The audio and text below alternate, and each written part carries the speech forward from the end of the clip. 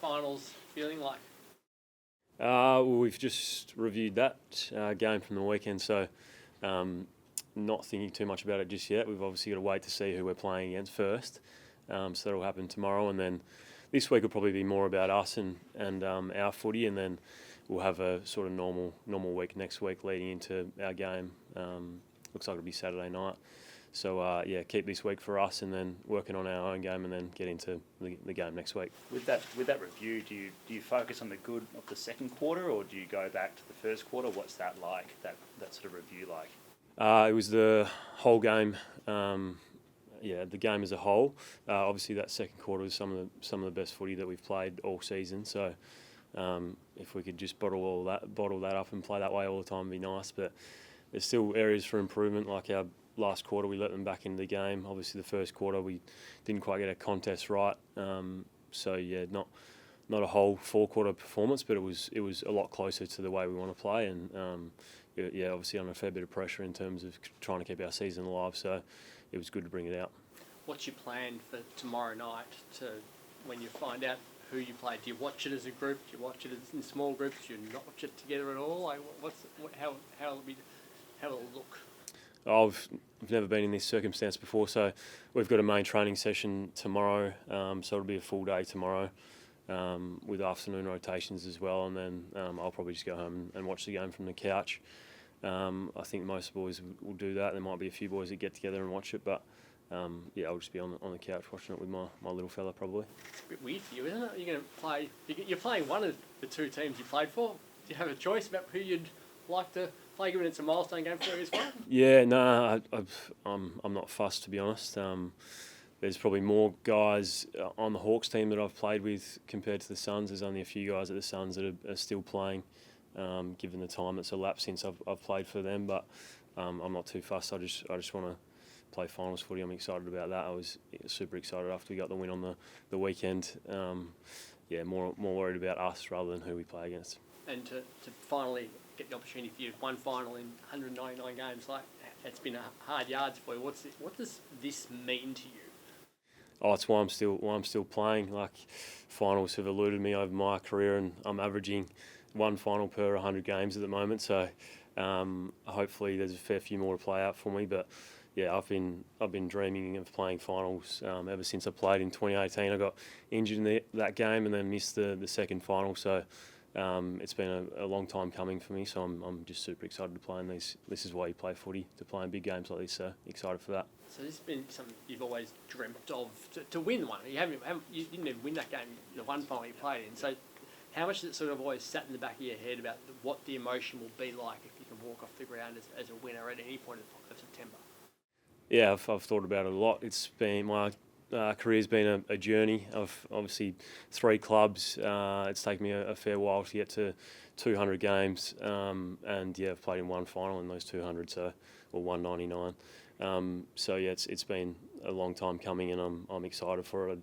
I'm trying to curb that excitement a little bit for the next week or so, and I've enjoyed the win over the weekend, and we'll focus on some individual stuff and some team stuff this week, and then get into my preparation for whoever we play next week. Do you remember the difference between home and away footy and what that final felt like out there? Feels like a long time ago, to be honest. But I feel like we've played, our last 2 games have been finals for us anyway. Against Brisbane, it was a jam-packed Optus Stadium and we didn't quite get there. And then again on the weekend, we had to win to keep our season alive. So it's felt like we've been playing finals for the last couple of weeks, if not longer than that. So back at home again in a home final, and hopefully our Freo supporters will be able to get there and jam-pack it again. So the All-Australian squad was announced today. Caleb Sarong, Luke Jackson, Jordan Clark and Andy Brayshaw. Sarong chasing his 3rd blazer in a row. What does he mean to the group, his leadership and just his skill and everything? What does he mean to the playing group? Yeah, I was speaking to him after it was announced, and 3 All-Australian, well, he's been in 2 teams, and then this is his 3rd squad, and that's in 6 years of footy, so it's a pretty good start to his career. He's just so consistent in the way he prepares and the way he plays, and he's had some heavy tags this year as well, so he's a great leader of this footy club, and he's been awesome ever since I've got to the club. funny when I was playing at Hawthorn in his first year, he was tagging me, and now I'm looking at him going, this guy's an absolute superstar. So very lucky to have him and those 3 other guys in our team, and they're all very deserving of their spots in the All-Australian squad. Internally, do you guys talk about those personal accolades, or is it more team first?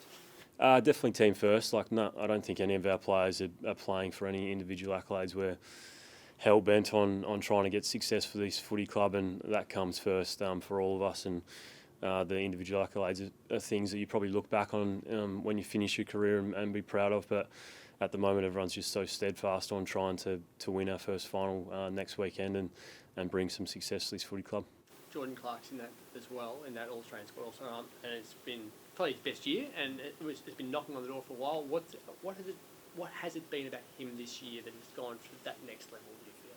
Oh, well, our coach has certainly challenged him in the pre-season in terms of teams were coming at him as well in terms of tags, and he's a guy that plays on the edge and plays with a lot of passion, and sometimes when umpiring decisions haven't gone his way, he's got frustrated, but I think he's grown so much as a player in that space, and he's been really consistent as well for us. And this time last year we were sitting at the pub and he got a call for the All-Australian squad, and this year our season's still alive. So I'm super proud of the way that he's handled himself this year, and he's just growing and growing as a player. Saw Hayden Young running out there just before. He seems like he's pretty good. Do you know how he's pulled up? Yeah, I think that a lot of our boys are sore just generally. It was a really intense contested game and high work rate game. So we got home at 12:30 after the game. So it was a long flight home, but obviously a lot better after winning rather than losing. But yeah, we've got some sore boys, and we've got a main training session tomorrow and Friday. So they'll get their preparation right, and they'll be fine. Hayden Young's fine, yeah. So the finals experience has been limited for the group generally, but you have had that experience at the MCG, playing for Hawthorn in front of big crowds. Does the playing group lean on you a little bit for that experience? Are you able to share some of your insights in those bigger games? I was talking to Andy Brayshaw about this after our game on the weekend, and he's played in more finals than me. He's played in 2, so he's like, if you need some insight, come to me, mate. So no, I think we'll get into that next week. This week we're kind of just focused on trying to get better as a team and individually, and trying to prepare our bodies and our minds as well as we possibly can to be ready to go for next week. But I'm open. If guys want to come to me and chat about that, then I'm happy to talk about it for sure. How different are Gold Coast and Hawthorn depending on which opponent you get? In terms of the way the game will pan out, and the challenges that you face across both teams? They both present really big challenges, but I think for us, our best footy is stacked up against all the best teams. I think other than Brisbane, we've been one of the teams that have been able to beat all the top 9 sides. Not all of them, but we've had a good record against the top 9 sides. So, as I said before, we don't know who we're playing out of those 2 yet. So I won't let my mind go to that too much until we get to next week, and we're trying to have as normal a week as possible next week. So. We'll probably have a flush day on the Monday and then get into the preview on Tuesday. So I just want to kind of free up my mind as much as possible until then, rather than get too focused on that. In terms of your 200th, you've had one of the more unique AFL careers, picked as a 17-year-old under that rule that existed for 2 years, then played at 3 clubs across 3 states. How do you reflect on what you've done growing up in footy and having to go through such a unique pathway? Yeah, it is unique. Going as a 17-year-old to Gold Coast, and then, to be honest, I haven't given myself the time to reflect on it. It's something that I'll do at the end of my career. It has been a unique career. I played all 44 games when I started my career. Didn't miss a game my first 2 years, and then missed the next 2, my third and fourth year altogether. So I've had my setbacks and my challenges with injury throughout my career the whole time. And it has been unique, but it's something that I'll reflect on once I've finished my career. I'm not too worried about the milestone. I'm more focused on playing a final. Are you proud of the way you've been able to handle all the different things? Going so young isn't easy, and then a losing team isn't easy, and then moving again, and then injuries happen. You've experienced the whole roller coaster of footy in this type of games. Yeah, I have, but I've had so many people help me along the way, and that's the beauty of football, is there's always people that are in your corner and supporting you, and they've had to make as many sacrifices as what I have. Like this year, I've spent 10 weeks not playing because I injured my foot and my hamstring, and then my knee blew up before I was about to come back. So I've got a 7-month-old at home, and then that means that I'm on the couch when I get home from training because I need to rest my foot or ice my knee. So my wife's looking after our little son, Julian. It's that kind of thing that you reflect on, and there's people that you want to thank, and obviously the people that have helped me with my body over my career. I'm not going to name names or individual names now. That's something I'll get to at the end of my career. But there's just been so many people that have helped me throughout that career, and whether it be moving clubs or having injury issues or stuff with my family or life outside of footy, you're just really grateful for those people in your corner. Having experienced those injuries, how do you feel for Corey Wagner at the moment if he's not going to be able to get himself up for the rest of the year?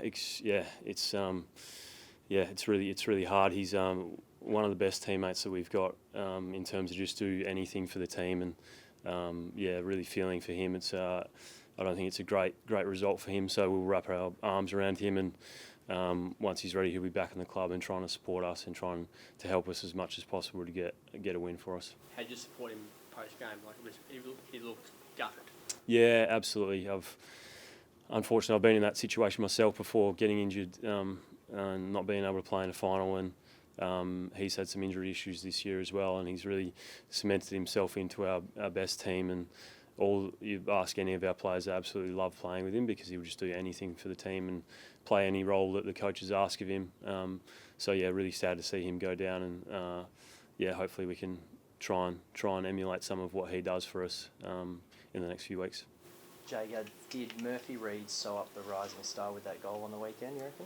I would have thought so. I thought he had it sewn up a little while ago, but a few of the boys were saying that he was into $1.08 or something in the bookie. So he's extremely deserving of the rising star.